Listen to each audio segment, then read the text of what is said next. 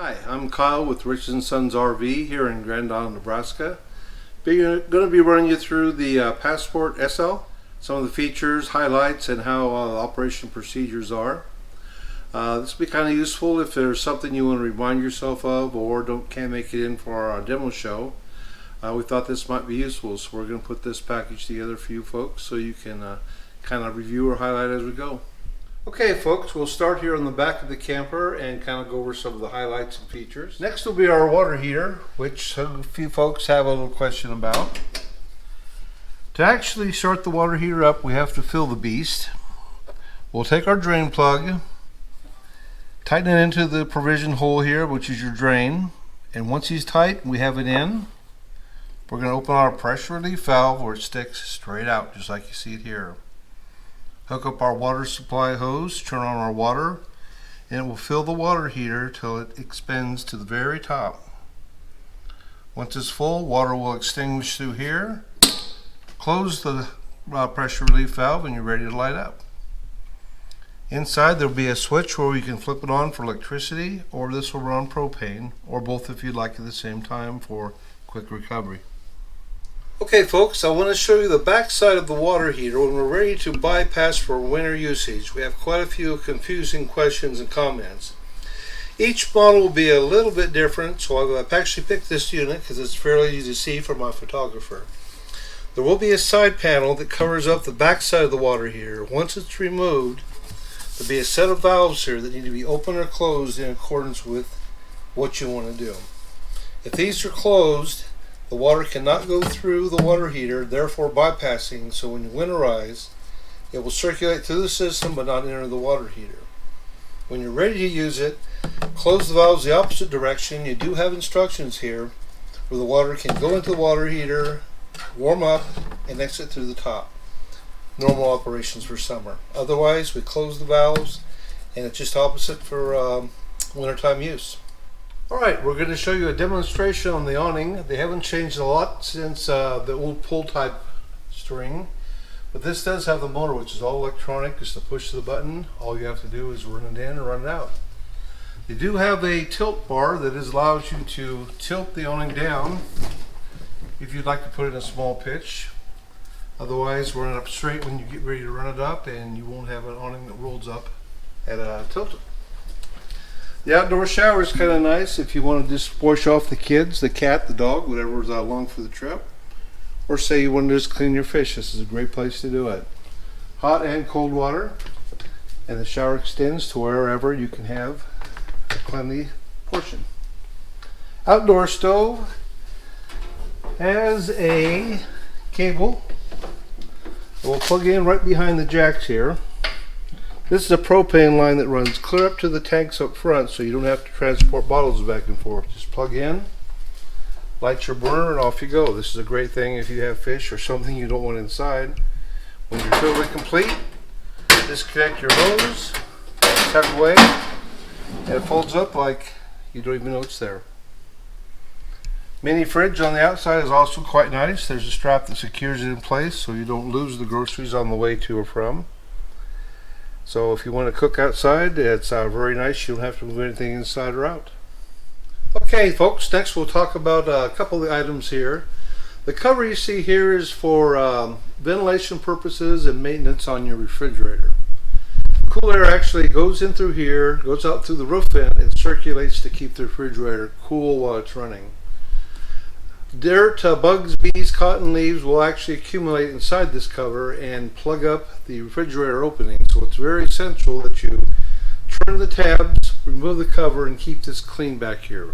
Vacuum, perhaps a whisk broom, even an air hose is fine. Make sure you wear a dust mask if you're going to blow all that out. But do keep it clean back here, and it'll give you years of extra performance on your refrigerator. Down below we'll have just a simple AC outlet, which is nice to have. A lot of times having some extra power you can plug in without needing extension cords is just very nice. Then we have your furnace output. When your furnace is running, this will be the exhaust. It does get fairly warm, so watch the little folks, make sure they don't get too close. Steel steps are a fold away. Just a tap in. Off we go. for a trip down the road. So nothing that you have to secure. They actually store away there and travel fine. Pulling back out is actually pretty easy too, so maybe the children can even help. The screen door has a trip where you can trip here. This keeps your bugs out so you can close and you're ready to go. The door only has one thing you have to use caution on. If it's all the way open, it has a strut that holds it open, but as you bring your awning in, make sure you open and close the door so it has provisions to move. Otherwise you will snag the door and catch the awning on the way out. To hook the sliding door back up, just a simple click and you're locked and ready to go.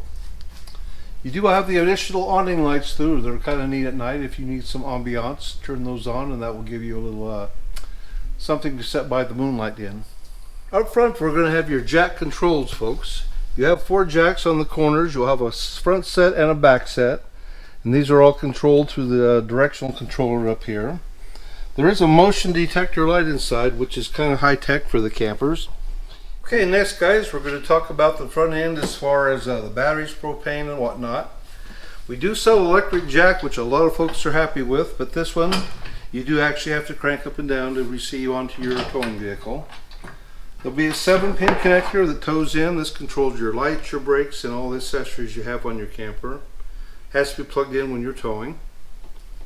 As far as your propane goes, there is a small door we can open up here if you just want to turn the propane off and on so you don't have to remove the cover. If you do have a bottle exchange or need to service the bottle assembly, this will lift right up to where access is pretty easy. Back behind we have your propane regulator. There's a barrel on the little shifting knob that points to one tank or to the opposite tank when this one's empty.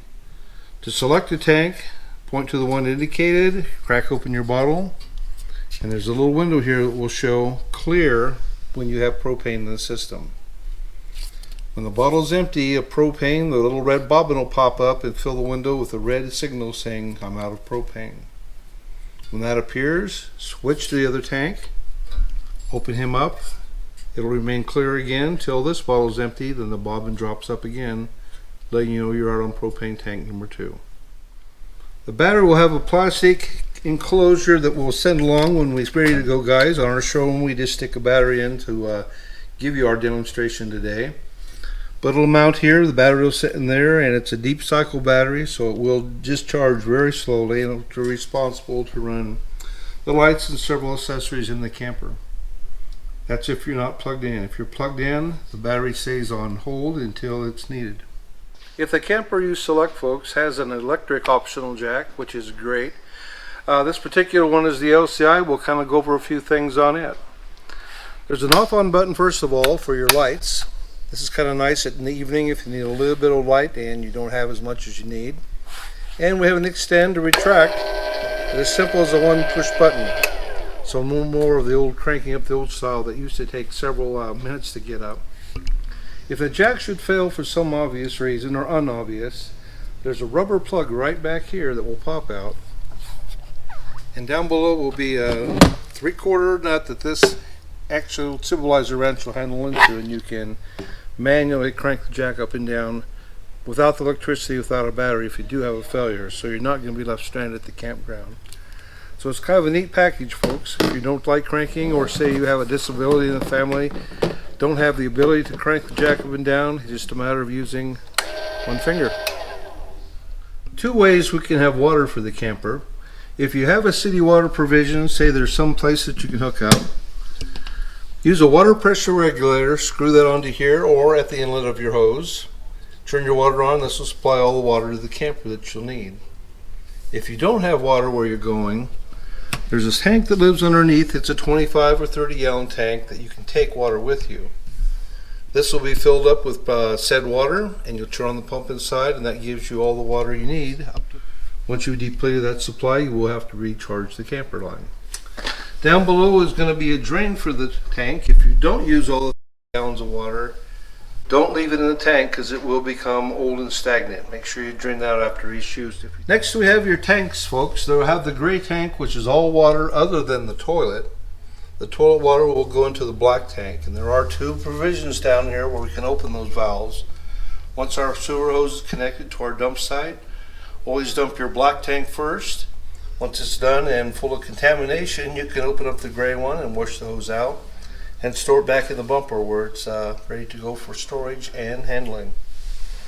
We have a black tank flush, which is kind of a revolutionary thing on the new campers. This will flush out your black tank of all the waste and byproducts that are left in the tank when it's empty. This will flush out the tank to where you have a much better, pleasant smelling tank when you're done. 2 or 3 times a summer is great, every time if you'd like, but make sure you do it at least a few times during the summer. Okay folks, on the very back we're going to have what they call an emergency override tool. This will be for your electric jacks assemblies. There's a switch on the right front corner that ran the units up and down. But if you have a power failure, the jack motor quits, and you have no way to get the jacks up and it's time to go home, this handle will slip directly onto the jack drive shaft, and you can manually manipulate the jacks up and down without needing a battery or any electrical service. So this will save your life if you're ready to go home and the jacks won't come up. Okay folks, I'd like to go over the passport control panel on this model. Some are a little bit different. This one is a piece of cake, and it's high enough that the kids actually can't play with it, so it's kind of nice. The first will be your battery connection power, your fresh tank level, black tanks, and gray tank level. To check and see how much capacity you have in the tanks, gray tank number 2 is your kitchen sink. Simply push down. Can you see the red light there, Sarah? Mm-hmm. Shows 0 water in the tank on the unit. That's what we expect. You have 2 gray tanks. Those will also check. All empty today. Our black tanks, if you have 2 bathrooms, you'll have 2. This particular model has 1 black tank, 1 bathroom. The freshwater tank will be water we can take with us. And your battery levels should read anywhere from 1 to 4 dots, 4 being totally full. We have a brand new battery today, so it's looking good. Next will be the 2 ways we can have hot water once it's filled and ready to go. LP gas will light the igniter, and off it goes with propane. Electric will be the electric coil in the water heater that heats the water with electricity, no propane needed. You can use just gas or gas and electricity for fast recovery. Water pump, if we have water in our tank, this will start a pump that will siphon the water out of our storage capacity tank below. Our awning retract and extend is all done mechanically through an electric switch here, so that saves a lot of time and space. Watch out for the children, they'll love it. Our slide out room has a switch here. We'll run our slide out in and out. Porch slide will be the awning lights, which we have on our awning outside, the purple lights. And our ceiling lights are the ones on entry when we first come in the house. And down below we'll have what they call your night lights or security, which are down here by my feet that turn on at night if the children get scared or need a little bit of security. Next we'll have the Dometic thermostat, which is a little different. Some units have controls right on the unit itself. This one is all incorporated into one unit. On your modes, we'll start the camper up. Down below you see a little bitty off button. It's so tiny it's hard to see, but that's what it is. Next will be your fan motion. You can go in automatic, high, or low feature. Leave it automatic for the best results on AC. Next will be the AC unit. If you switch to AC, select your temperature you want, the camper will adjust and run to 50 degrees. Your next mode will be the furnace. 90 degrees today might be a little warm. Set where you'd like, walk away, and it's good. Last but not least, we're back to off, and we went through the whole gamut. It's very easy to set and very accurate. Okay folks, I'd like to talk to you real quick about the air conditioning unit. In the summertime we get quite a few comments about the air conditioning doesn't seem to be working as well as it should. When a perfectly air conditioner is working under great conditions, it will produce a difference of 20 degree air. So if the temperature in here is 80 degrees, for instance, it will go through the inlet and produce 60 degree air. As it cools down in here, once it gets 70, it'll produce 50 degree air. It's about a 20 degree difference if you're in ideal conditions. The humidity is not really high, excessively hot, or you're sitting out in the middle of an asphalt parking lot. But the best the air conditioner can do When it's working absolutely properly, it's about a 20-degree difference in air, so don't expect it to be 30 in here if the inside camper is 70. Okay folks, next we'll talk about the Dometic refrigerator.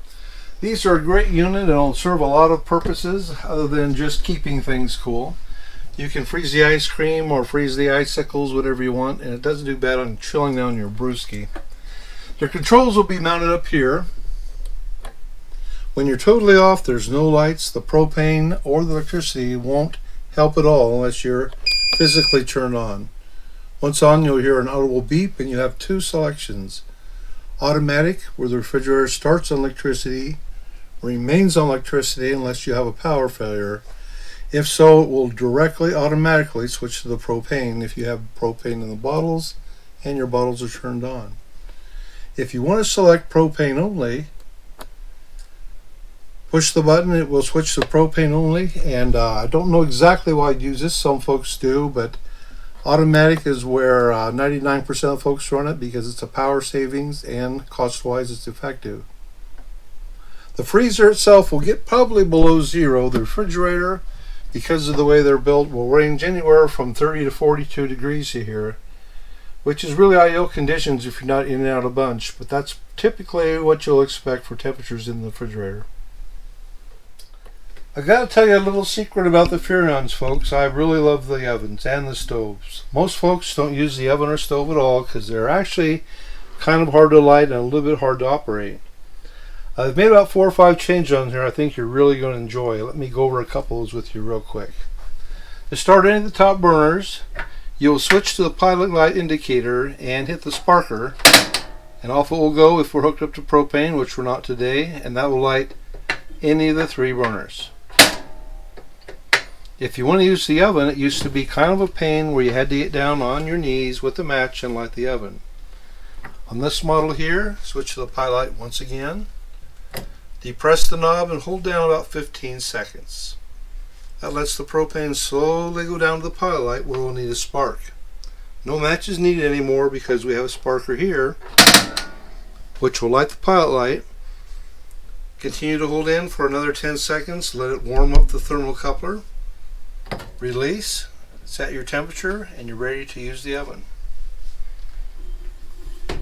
Next, we incorporated a light into the unit, which was hard to see the product inside, whether it was black, burn, or up. So we have a light that we can turn on inside or out, displaying just the knobs or something where you can actually see the food you're cooking.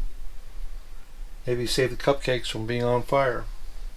So this was new, the pilot was new, but there's still folks that just wanted to use the counter space and really wish that oven wasn't there to take up much space. So their last hurrah was to incorporate a top where we could have our table space back for our sandwiches, our condiments, or whatever. I think they're trying great. The Furrion's a great addition. I hope you folks enjoy it. Okay folks, next we'll go over one of the most important things on the camper, the toilet. The toilet has a pedal that's actually mounted on the floor that you will step down when you're ready to empty the contents. Just stand down and stay on the pedal till you're happy with the cleanliness. That up and you're ready to go. Bathtub / shower. This is nice that you have if you have some small kids. The tub will actually allow you to bathe them, or if you'd like to have a bath instead of a shower. Skylight gives you natural light, which is kind of nice once again if you don't want to use the lights or don't have provisions. It gives you natural light throughout. Or a shower if you'd like to go. Next we'll have your exhaust fan, guys. If say you have a hot steamy shower and you just need some breeze, pop open the exhaust vent and this will give you natural flow. It does have what they call your max air cover on top, so this can remain open because there is a cover over the cover, which also shields it from hail and inclement weather. Turn on the fan if you have some spicy burritos and you need some extra help. Otherwise, the vent can stay open or close when you travel. The unit is also equipped with a ground fault protection unit, folks, which actually will save you if there's any chance of electrical shock. If you come in and appliances aren't working, you have outlets that aren't in use, look for the red light. If the red light's on, you do have a problem. If you reset and it keeps resetting to red light, make sure you call Rich & Sons and get her in. We'll see if we can fix it for you. Okay folks, next will be our power converter, which is the Wilco assembly on this one. To get into the unit access, there's an arrow here we just give a tap to, and all of our 110 circuit breakers, all of our 12 volt fuses are all incorporated into one unit. So if you have a problem with your refrigerator, need to reset a breaker on the air conditioning, just like at home, reset the breaker and off you go. All the small appliances, all the lights, the small things over the stove are all controlled with a 12 amp fuse, and you'll have a little bank of lights here that will light up if you do blow a fuse, so you don't have to guess, and by golly, it'll let you know and indicate with the red light if you blow a fuse which one is needing serviced. And you will see it through the smoky covered glass window here. There won't even be a need to open it up to check if you need a fuse. You'll see it glow through here saying, I need a fuse, I need repair. These are great converters folks. I think they'll give you years and years of service with virtually no maintenance whatsoever. Okay folks, I'm going to go over a few of the safety items on this camper. The first in line is going to be our propane detector. Now this unit does not have a battery in it, so if you don't have a green light and it won't test, then make sure you check into this because it's very important that you have such. To test the unit, there's a button at the bottom right hand corner that when depressed will produce a red light and a sounding audible alarm 2 times in a row. If he's happy and there's no propane leak, it'll return back to green and you're safe to go. Make sure this is an operation folks before you go camping because you don't want to ruin your trip. Okay, next we'll have our fire smoke detector here. This does have a 9 volt battery in it, so check that from time to time. And push the press on the center and make sure it has an audible beep if it detects fire and smoke. This is another good point as far as keeping safe throughout your camping trip. Next we have our giant fire extinguisher here mounted by the door, guys. It's not really large in size, but if you have a small mishap or need something, this will help you out. But trick is to not have any fire at all, guys. If you do, make sure it's a small one. Last we're going to have our CO2 detector, which is mounted usually in the bedroom area. This also has a 9 volt battery and push on the center to test now and again. Carbon monoxide can be a problem, so make sure you're aware of this and it is at operation. Last but not least, we're going to have our fire escape window.